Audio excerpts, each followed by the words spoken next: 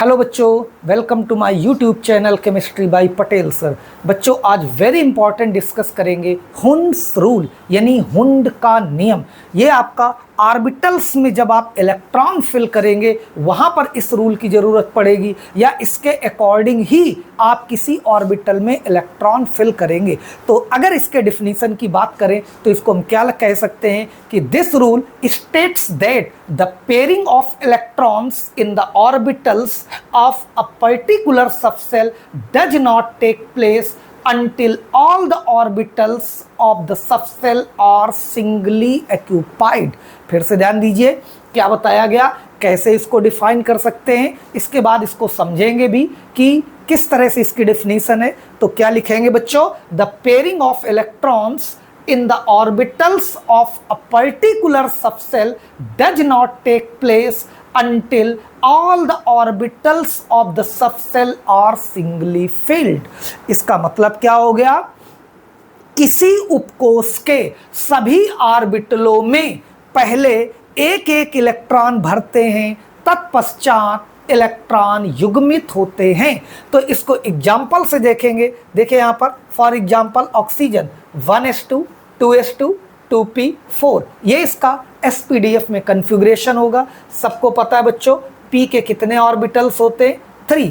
तो क्या इसके पहले आपको बताया गया कि each orbitals having maximum 2 electron, एक ऑर्बिटल में अधिकतम 2 इलेक्ट्रॉन हो सकते हैं। तो आप इसको अगर ऐसे भर देंगे तो ये क्या हो जाएगा बच्चों, गलत हो जाएगा।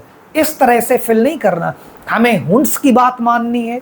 हुंड्स ने क्या कहा कि इसको फिल करने का सही तरीका क्या है कि किसी उपकोष के सभी ऑर्बिटलों में, देखिए P के 3 ऑर्बिटल हैं, पहले एक एक इलेक्ट्रॉन भरते हैं, तत्पश्चात यानी उसके बाद इलेक्ट्रॉन युग्मित होते हैं यानी कि पेयरिंग होते हैं। तो दिस इज द करेक्ट, ये आपको सही तरीका है फिल करने का, ये है आपका हुंड्स रूल। ऐसे कर देंगे ये गलत हो जाएगा। फिर से देखिए क्या लिखा, the pairing of electrons in the orbitals, यानी किसी पर्टिकुलर सबसेल के ऑर्बिटल्स में आप पेयरिंग तब तक नहीं कर सकते हैं जब तक सभी ऑर्बिटल्स में क्या एक एक इलेक्ट्रॉन ना हो जाए। ये होता है बच्चों हुंड्स रूल। इसको नोट कर ले, इसको समझ ले। The pairing of electrons in the orbitals of a particular subshell does not take place until all the orbitals of the subshell are singly occupied.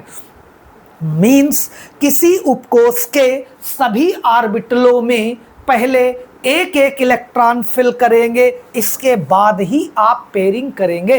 And other example ध्यान दीजिए, suppose क्या लिखा है कन्फिग्रेशन D6, इसके आपको electron fill करने, सबको पता है D के बच्चों कितने ऑर्बिटल होते हैं, 5। ये देखिए D के 5 ऑर्बिटल, आपको मालूम है कि एक ऑर्बिटल में 2 इलेक्ट्रॉन होते हैं, तो आप ऐसे फिल कर सकते हैं। लेकिन अगर आपने ऐसे कर दिया तो ये हुंड के नियम का उल्लंघन होगा, यानी आपने हुंड्स रूल को फॉलो नहीं किया, इसलिए ये आपका रॉन्ग हो जाएगा, गलत हो जाएगा।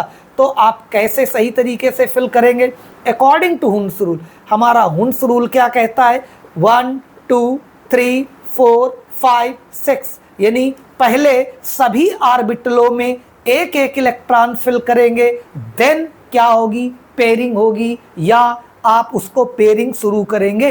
ये होता है हुंड का नियम। मेरे ख्याल से आपको बात समझ में आ गई होगी कि किस तरह से हमें हुंड्स रूल को लिखना भी है और उसको विद एग्जाम्पल एक्सप्लेन करना है।